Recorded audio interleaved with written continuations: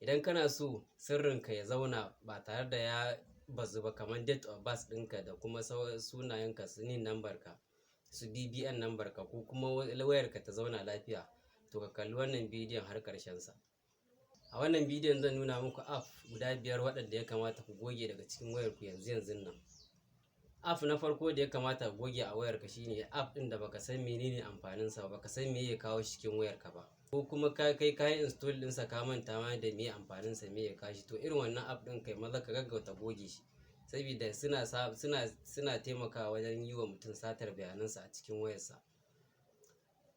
Sai app na biyu da ya kamata ka goge shi sune fake cleaner. Akwai cleaner waɗanda suke masu amfani ne, amma kuma akwai fake da yawa. In dai ka duba akwai cleaner a cikin wayarka kana shakku a kanta, to ka gaggauta goge ta. Irin waɗannan cleaner su ne waɗanda suke refreshing ɗin waya, suke sa RAM ɗin waya yi sassauta, waya ta dinga yin sauri. To wasu suna ikirarin cewa wannan aikin suke yi, amma kuma a zahiri za ka ga satar bayananka suke yi. Saboda haka ka duba, idan kana shakku akan irin wannan, ka gaggauta goge shi. App na uku da ya kamata ka gaggauta gogewa daga cikin wayarka sune data saver app. Akwai app da suke suma ikirarin cewa data saver ne, ma'ana suna taimakawa wajen saving ɗin data, wajen datar ka ta dinga yin inganci tana daɗewa. To wasu app ɗin ba wannan aikin suke yi ba.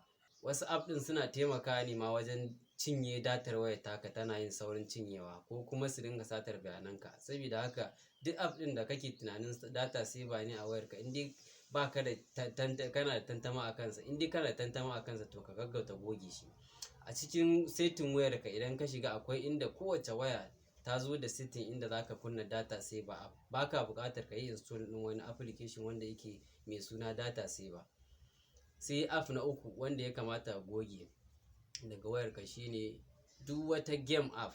Duk wani app wanda yake na game ne, wanda baka yin amfani da shi, duk wata game da baka buga ta a cikin wayarka, to ka goge ta kawai, saboda tana taimakawa wajen wayarka ta dinga yin slow. Sannan shi ma wasu bayananka za su iya yin leaking ta wannan ba tare da ka ankara ba. Sai app na 5 da ya kamata ka goge daga cikin wayarka sune cloning app. Kamar misali GB WhatsApp. Duk wani app da yake guda biyu ne, iri biyu ne a wayarka, to suna taimakawa wajen rahin lafiyar wayarka. Wayarka za ka ga tana yin lagging ko slow. To kamar su, idan kana da Facebook ka yi install ɗin Facebook Lite, idan kana da TikTok ka yi install ɗin TikTok Lite. Duk irin wannan gara ka bar iya guda ɗaya. Wayarka za ta fi zama cikin aminci ba tare da tana yin slow ko kuma tana maƙalewa ba. Sannan gargaɗi na ƙarshe da zan yi muku, wanda yake mafi muhimmanci ne, shine dukkanin wani app da ka ga wani link aka turo ma, ka yi clicking ka yi install ɗinsa. In dai link ɗin nan ba cikin Play Store zai kai ka, ko kuma Apple Store ba idan wayarka iPhone ce, to kar ka install ɗin wannan app ɗin. Duk wani link da za ka ga wani app ne wanda yake ko a wani website na gefe za a install ɗinsa, to wannan gaskiya mafi yawanci za ka ga suna satar bayanan mutane ta wannan app ɗin. In dai ka buɗe data da kai amfani da wannan app ɗin, to yana satar bayananka. Wasu contact, wasu suna satar bayanan contact, wasu date of birth, wasu kuma za ka ga duk wani yawanci irin wannan application ɗin suna buƙatar ka ba su permission na wani abu.